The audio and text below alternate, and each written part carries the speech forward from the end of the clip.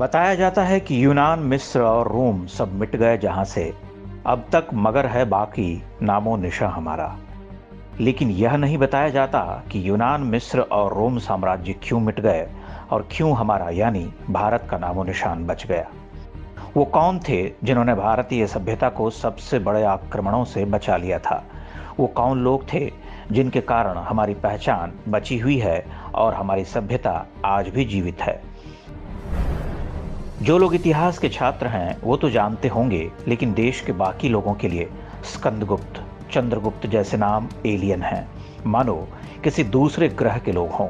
हम नहीं जानते कि 5वीं शताब्दी के सम्राट स्कंदगुप्त विक्रमादित्य वो राजा थे जिन्होंने उस दौर में भारत को बचा लिया था जब यूनान, मिस्र और रोम की सभ्यताएं धूल में मिलाई जा रही थीं।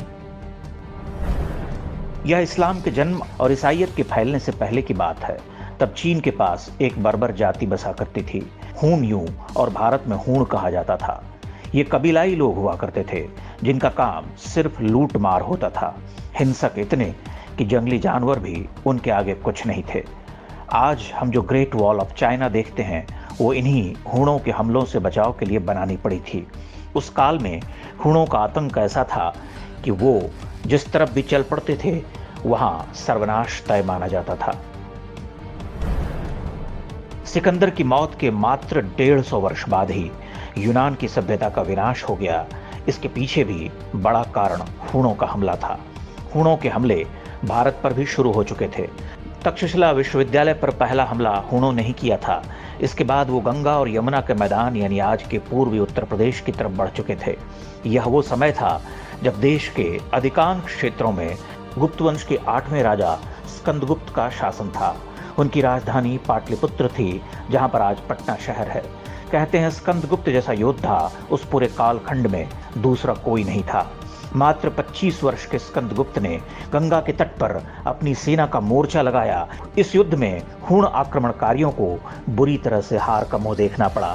जहां पर यह युद्ध हुआ था वो वाराणसी, गाजीपुर और बलिया का गंगा किनारे बसा क्षेत्र है। स्कंदगुप्त की सेना ने पूर्वी उत्तर प्रदेश के क्षेत्र से लेकर गुजरात के सौराष्ट्र तक हूणों का पीछा किया। उनको भारत से लगभग पूरी तरह खदेड़ दिया। इसी के बाद स्कंदगुप्त को विक्रमादित्य की उपाधि मिली। ईस्वी सन 455 यानी आज से लगभग 1600 वर्ष पहले हुए इस महायुद्ध में जीत के बाद स्कंदगुप्त ने कई विजय स्तंभों की स्थापना की थी। पत्थर पर यह विजय स्तंभ गाजीपुर जिले में भीतरी नामक स्थान पर बना हुआ है। उत्तर पूर्व भारत से लेकर पश्चिमी क्षेत्रों तक स्कंदगुप्त के ढेरों स्मारक आज भी मिलते हैं, लेकिन उनका हाल देखकर आप हैरान हो जाएंगे।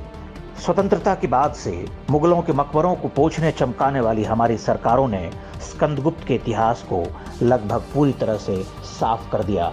कांग्रेसी वामपंथी इतिहासकारों ने स्कूली इतिहास की किताबों से स्कंदगुप्त के योगदान को या तो पूरी तरह से हटा दिया या एक आध पैराग्राफ में समेट कर रख दिया। स्कंदगुप्त वो इकलौते सम्राट थे जिन्होंने पूरे विश्व को हूणों के आतंक से मुक्ति दिलाई थी, लेकिन आज हमारे देश की ही नई पीढ़ी इस महान योद्धा को भूल चुकी है। हाल ही में आई फिल्म बाहुबली की कहानी वास्तव में राजा स्कंदगुप्त से ही प्रेरित थी।